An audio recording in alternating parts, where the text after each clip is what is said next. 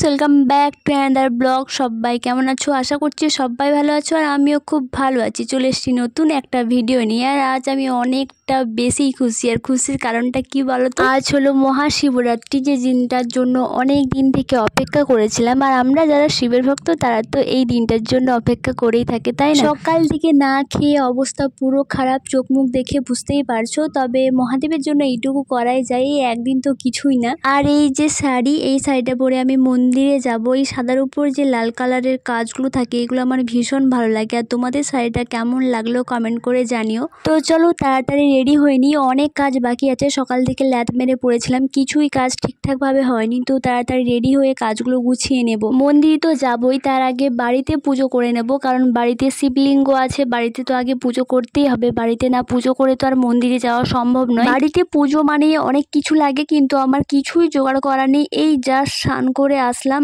আর 5টা অলরেডি বেজে গেছে। 6টা 23-এ ছিল প্রথম প্রহর। তো বাড়িতে প্রথম প্রহরের পুজো করে তারপরে মন্দির যাব, তাই একটু তাড়াহুড়োতে ছিলাম। তো চলো এবার রেডি হয়ে যাই। তো আজকে আমাকে শাড়ি পরিয়ে দেবে তোমাদের দাদা ভাই। আমি শাড়ি পরি ঠিকই, কিন্তু কুচি ঠিকঠাকভাবে করতে পারি না, তাই আমার সব দিনই ওরই হেল্প লাগে। আর আজকেও চলে এসেছে তোমাদের দাদা ভাই আমাকে হেল্প করতে।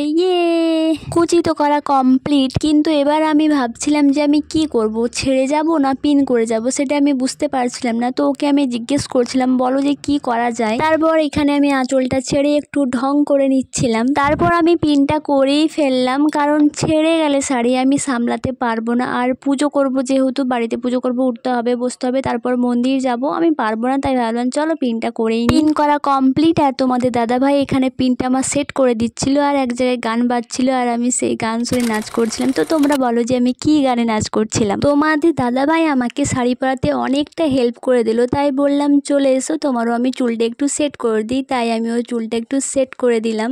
এই যে এবার চুড়ি পরিয়ে দিচ্ছে। ও বললো যে যখন শাড়িটা আমি পরিয়ে দিলাম, তো চলো তোমাকে আজকে আমার মতো করে সাজিয়ে দিই। তো শুনে আমি তো বিশাল খুশি হয়ে গেলাম। বরের হাতে সাজতে কে না চাই বল। আর শাড়িটা পরে আমাকে কেমন লাগছে কমেন্ট করে জানাতে কিন্তু একদম ভুলো না। এই দেখো, তোমাদের সাথে কথা বলতে বলতে আমার সাজগুজ একদম কমপ্লিট হয়ে গেল। আর সাজগুজ খুব বেশি করব না, হালকার উপরে করে যাব, যেহেতু মন্দির যাব। আর এইদিকে দেখো আমাদের দুষ্টুমি এনি টাইম চলতে থাকে। সত্যি ওরা আমার ভাই খুব ভালো ম্যাচ করে। আমি ভাবতাম যে ও একটু অন্য ধরনের, ওর আর আমার কিছুই ম্যাচ করে না। এরপর বুঝলাম যে ও পুরো আমার মতো, ওর কাছে মন খুলে হাসা যায়, কথা বলা যায়, দুবার কিছু ভাবতে হয় না। তো চলো আমি চললাম পুজোর জোগাড় করতে। আর তোমাদের দাদা ভাইয়েরও অনেকটা লেট হয়ে গেছে, ও দোকান যাবে, কেনাকাটা বাকি রয়ে গেছে। আর ভিডিওর শুরুতে তো আমরা দেখেইছো যে 3টা মূর্তি করেছিলাম, আর আমার বাড়িতে একটা মূর্তি আছে। তো 4 প্রহরে 4টা মূর্তিতে পুজো করব। কীভাবে পুজো করলাম না করলাম সেটা তোমাদেরকে পরের ভিডিওতে দেখাবো।